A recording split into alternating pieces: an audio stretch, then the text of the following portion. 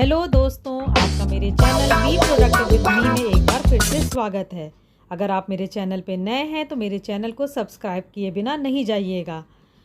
I hope आपकी जन्माष्टमी बहुत अच्छी रही होगी। हम लोग भी, क्योंकि जन्माष्टमी का व्रत थे, तो ये जन्माष्टमी की सुबह का वीडियो है। ये मैं प्रिपरेशन कर रही हूँ साबूदाना खिचड़ी की। 3 कप मैंने साबूदाना भिगो दिया था, इसी कप से 1 कप पानी डाल के।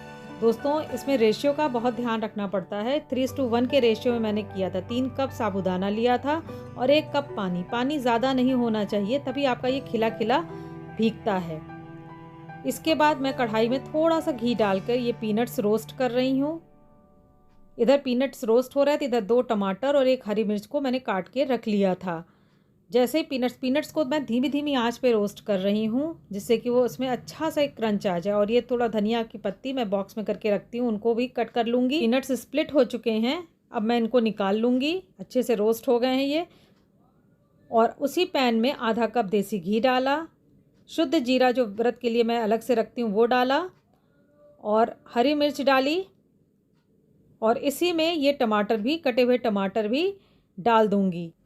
थोड़ा सेंधा नमक डालकर ढककर इसे पकने के लिए रख दूंगी। टमाटर हो चुके हैं, अब इसमें जो भीगा हुआ साबूदाना है वो डाल दूंगी और लो मीडियम हीट पे इसे लगातार चलाते हुए पकाऊंगी। बीच बीच में इसे ढक भी दूंगी, जिससे कि जल्दी से ये पक जाएं। जब ये ट्रांसपेरेंट से हो जाएंगे तब समझिए कि ये हो चुके हैं। अब ये साबूदाना रेडी हैं। इसमें हरी धनिया कटी हुई डालूंगी और साबूदाने की परफेक्ट खिली खिली खिचड़ी रेडी है। दोस्तों, 2 ही बातों का ध्यान रखना है। एक तो फ्लेम आप अपनी लो मीडियम पे ही रखिएगा, और ऑयल की मात्रा ठीक होनी चाहिए, और रेशियो जो भिगोने का है वो 3:1 का ही रहे। अब इसमें भुनी हुई मूंगफली डाल के और थोड़ी सी हरी धनिया की पत्ती और डाल के ये मैं अपने हस्बैंड को देने जा रही हूँ। दोस्तों, आप इसमें आलू भी डाल सकते हैं। कृष्ण जी के लिए माखन, आटे की पंजीरी, पंचामृत रह गया था, ये उसी की प्रिपरेशन मैं कर रही हूँ। तो ये 18 तारीख की शाम का है। मुझे घी भी निकालना था, मैंने कहा माखन भी कृष्ण जी के लिए तैयार कर लूँ। तो ये जिस तरह से मैं निकालती हूँ, मैं फ्रिज में ही जो मलाई रखती हूँ, वो जिस समय मुझे निकालना होता है उसी समय निकाल के लाती हूँ। और ये मिक्सी में मैंने चला लिया है थोड़ा सा ठंडा पानी डाल के, और ये देखिए कितना अच्छा सा मक्खन निकल आया है। इसको मैं हाथ से दबा दबा के इस तरह से इसका जो एक्स्ट्रा वाटर है, जो दूध इसमें रहता है, वो निकाल दूँगी। और इस तरह से हमारा एकदम सॉलिड मक्खन निकलता चला आएगा। ये मैं कढ़ाई में स्टोर करती जा रही हूँ। इसी तरह से मैं निकालती जाऊंगी। और जो एक्स्ट्रा वाटर रहता है, एक्स्ट्रा वाटर या जिसको मिल्क जो हमारा एक्सट्रैक्ट होकर निकल रहा होता है, अगर आपका ज़्यादा हो जाए तो आप क्या कीजिए, जैसे ये ज़्यादा हो गया है तो आप इसको निकाल लीजिए। थोड़ा सा ही दूध रहना चाहिए मिक्सर में, नहीं तो वो ओवरफ्लो कर जाता है। तो मैंने वो निकाल लिया, और ये देखिए पूरा मक्खन, ये 10 दिन की मलाई का मक्खन है। 2 लीटर दूध मेरे यहाँ आता है, तो ये पूरा मक्खन निकल आया है। और ये जो है दूध, तो 2 चीज़ें बिल्कुल साफ़ निकल आई हैं, एक मक्खन और दूध। अब इसमें से मैं कान्हा जी के लिए मक्खन निकाल रही हूँ, और उसके बाद इस मक्खन से मैं घी निकाल लूँगी, और जो दूध निकला था उसको मैं गैस पे चढ़ा दूँगी। इसका जो पनीर मैं बनाऊँगी, देखिए 2 चीज़ मैं बनाती हूँ। एक तो इससे मैं चीनी डाल के और कुछ रबड़ी जैसा बना लेती हूँ, और ज़्यादातर तो मैं इससे पनीर बना लेती हूँ। इसके लिए मैं ना इसमें नींबू डालती, ना फिटकरी, कुछ भी मैं नहीं डालती हूँ, बस सीधे से आंच पे चढ़ा देती हूँ। और देखिए ये फटना शुरू हो गया है। लेकिन दोस्तों, इस चीज़ का ध्यान रखिएगा, आपकी मलाई ख़राब ना हुई हो। उसको चख के देख लीजिएगा, उसमें खटास ना आ गई हो, वो महक सी ना आ गई हो। 10 दिन की मलाई थी मेरी, बिल्कुल फ्रेश थी, फ्रिज में रखी हुई। तो मैं ये काम कर रही हूँ। एक तरफ पनीर बनता जा रहा है, दूसरी तरफ घी निकाल रही हूँ। लगातार जो घी निकालने का प्रोसेस है, देखिए झाग सा आने लग गया, इसका मतलब अब बस घी निकलने को तैयार है। तो जब निकलने लग जाए तो पानी के छींटे दे दीजिए, इससे दानेदार घी बनता है। और लगातार चलाइए, नहीं तो कढ़ाई में लग जाता है। जिस भी पैन में आप निकाल रहे होते हैं घी, उसमें ये चिपक जाता है और फिर इसको धोना मुश्किल हो जाता है। ये देखिए दूध पूरी तरह से फट चुका है। अब थोड़ी देर उसको मैं सेट होने छोड़ दूँगी। जब ठंडा हो जाएगा तो इस तरह से भगोने में एक स्ट्रेनर लगा के और उस पर साफ़ किचन टॉवल रख के इसको मैं छान लूँगी। ये सारा पनीर अलग हो जाएगा, उसका पानी, उसके पानी को भी आप यूज़ कर सकते हैं आटा गूँथने में। मैं अक्सर कर लेती हूँ। और ये जो पनीर है इससे आप पराठे बना सकते हैं, सब्ज़ी में इसको डाल सकते हैं, कुछ भी, इसकी भुर्जी बना सकते हैं। इसका इस्तेमाल आप कर सकते हैं, लेकिन वही मेक श्योर कि ये ख़राब ना हो। चख के देख लीजिएगा पहले ही, जब दूध आप फटने के लिए चढ़ा रहे हैं तो चख के देख लीजिए वो टेस्टलेस ना हुआ हो। तो दबा दबा के इस तरह से मैंने सारा पानी इसका निकाल दिया है। देखिए कितना अच्छा पनीर बन गया है। अब मैं इसको हैंग कर दूंगी तो 20-25 मिनट के लिए, तो जितना और भी एक्स्ट्रा वाटर होगा वो निकल जाएगा। और ये घी भी पूरा अब निकलने को तैयार है। तो इसी स्टेज पे, लाल नहीं होने दीजिए जिसका एक्सट्रैक्ट है। तो ये जो मैं निकाल रही हूँ इसका, तो ये हमारे मावा की तरह से यूज़ हो सकता है। इसको भी आप सब्ज़ी में डाल सकते हैं, पराठे बना सकते हैं। तो ये पहले ही लाल होने से पहले, जलने से पहले ही मैं छन्नी से छान छान के निकाल लेती हूँ। तो कुछ भी वेस्ट नहीं जाता है, सब यूज़ हो जाता है।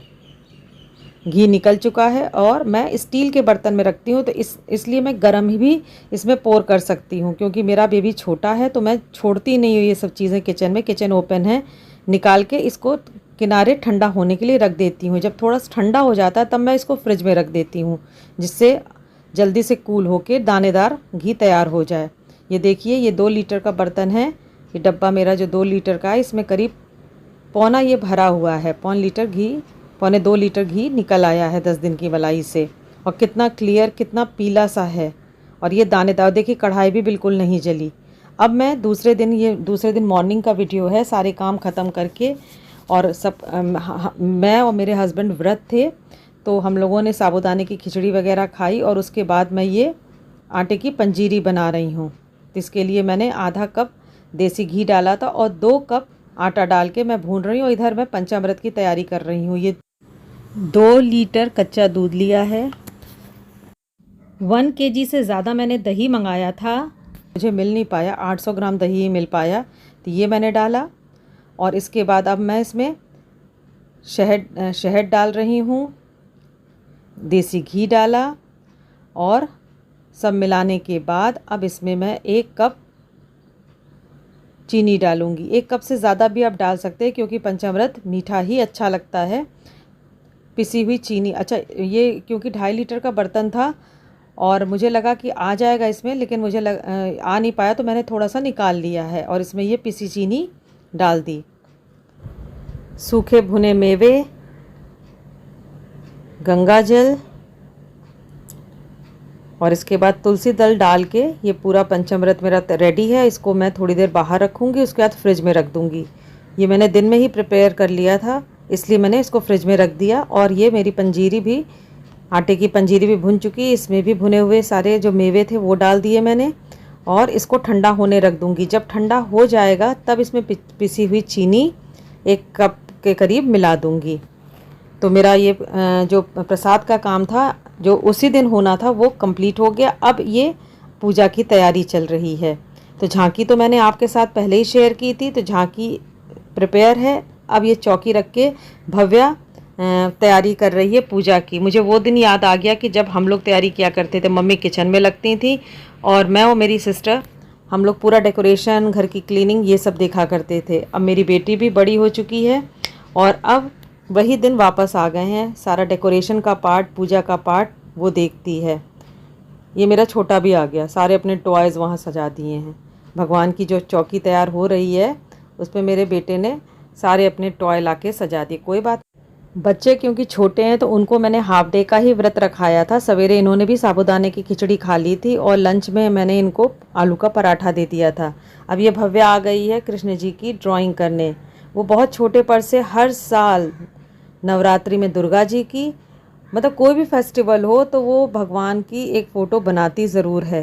तो ये वही वो ड्रॉ कर रही है। बताइएगा कैसा उसने बनाया है कमेंट करके। इसके बाद वो मार्केट से अपने पापा के साथ कुछ फ्लावर्स लेके आई और ये फूलों की रंगोली बना रही है। अब उसको ये सब करता देख के इतना अच्छा लगता है, क्योंकि जब वो छोटी थी तो पूजा करना मुश्किल हो जाता था। जो इस तरह का सेटअप लगाना होता था, पूजा की तैयारी करनी होती थी, वो इतना बिगाड़ती थी कि मैं कर ही नहीं पाती थी, बड़ी मुश्किल होती थी। लेकिन अब 1-2 साल से ऐसा हुआ है कि वो सारी प्रिपरेशन वही करती है, मुझे बस थोड़ा सा सुपरवाइज़ करना पड़ता है। तो ये सारा कुछ जो आप देख रहे हैं सब उसका ही करा हुआ है। तो मुझे बड़ी खुशी होती है कि मेरी बेटी अब इतनी बड़ी हो गई है कि अब सारा कुछ संभाल सकती है। बच्चे बड़ों को करता देख के ज़्यादा सीखते हैं। हम कह के उनको कुछ भी नहीं सिखा सकते, लेकिन जो हम करते हैं उससे वो ज़्यादा सीखते हैं। इसीलिए मैं भी ये सारा कुछ, अगर मैं थकी भी होती हूँ और मन भी नहीं हो रहा होता, तो मैं बस इसीलिए से करती हूँ कि मेरी बेटी इसको, मेरा बच्चा इसको देखेगा और सीखेगा। तो ये देखिए पूरा अब तैयारी हो चुकी है। ये पंचामृत रेडी हैं, फ्रूट्स वगैरह। तो अब सारी पूजा की तैयारी हो चुकी है, सारा प्रसाद भोग सज गया है। अब बस पूजा होनी है। तो पूजा हम लोग 12 बजे तक का इंतज़ार नहीं करते, हम लोग जल्दी ही कर लेते हैं, क्योंकि नेक्स्ट डे सभी को स्कूल ऑफिस जाना होता है। ये भव्या की ड्राइंग भी देखिए लग गई है, कलर हो चुका है। और ये भव्या,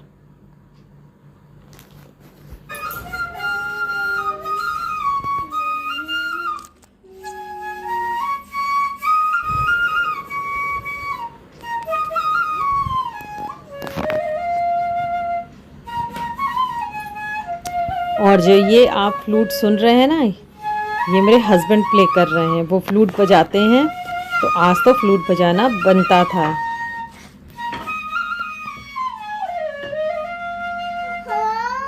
और ये मेरा छोटा उनके सुर में सुर मिला रहा है।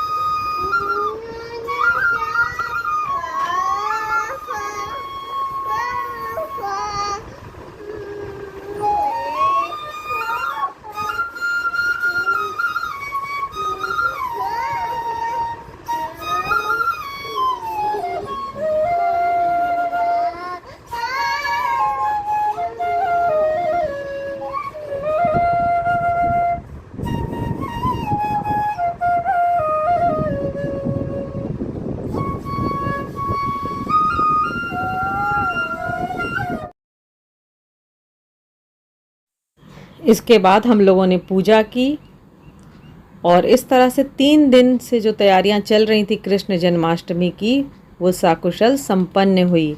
आपको मेरा ये व्लॉग कैसा लगा, मेरी तैयारियां कैसी लगी, और इस वीडियो का कौन सा पार्ट सबसे अच्छा लगा आपको, वो शेयर ज़रूर कीजिएगा, कमेंट करके ज़रूर बताइएगा।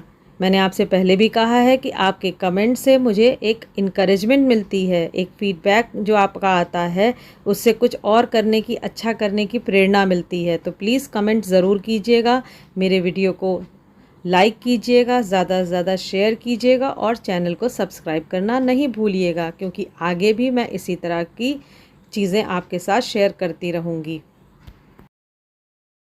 तो आई होप आप सबकी भी जन्माष्टमी बहुत ही अच्छी रही होगी। कमेंट करके ज़रूर बताइएगा। मिलते हैं फिर से एक अच्छे से प्रोडक्टिव वीडियो के साथ। तब तक के लिए बाय बाय।